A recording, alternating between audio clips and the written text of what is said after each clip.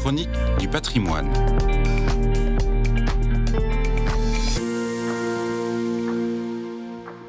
Une date symbolique est peut-être un signe du destin. C'est le 13 mars 2013, le jour même de l'élection du pape François, que Francesco Ceravolo, un ancien cadre de l'industrie automobile, s'est reconverti dans la vente de glace en inaugurant sa boutique située dans le Borgo, une rue piétonne et touristique qui débouche sur la porte Sainte-Anne, l'une des principales entrées du Vatican. En jouant la carte de la diversité des parfums et de la fabrication maison dans un laboratoire bien visible derrière une baie vitrée située derrière le point de vente, Edera s'est imposé comme l'un des meilleurs glaciers de Rome, notamment pour ses sorbets aux fruits et pour une glace conçue lors du jubilé de 2016 avec une recette secrète incluant du limoncello, cette liqueur de citron qui conclut souvent les repas à Rome.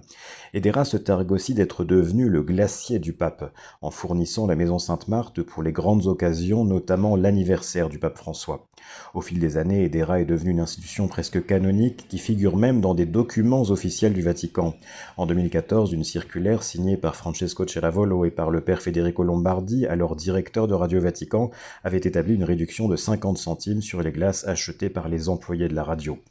Le plaisir de la glace augmente avec le retour des beaux jours, mais à Rome, les glaciers sont ouverts en toute saison, qu'il pleuve, qu'il vente ou qu'il neige. Le petit moment de détente autour d'une glace constitue souvent une étape incontournable pour les pèlerins, y compris ceux qui viennent dans un cadre très sérieux, comme ce groupe d'évêques du Canada croisés dans le Borgo dans le contexte de leur visite à Limina, ou ces religieuses réunies à Rome pour leur chapitre général. Pour Francesco Ceravolo, venu du monde des grandes entreprises où il devait parfois traiter jusqu'à 2000 mails par jour, cette création d'une petite entreprise familiale où il fait aussi travailler son père a été une émancipation qui lui a permis de retrouver le sens et la joie des relations humaines simples.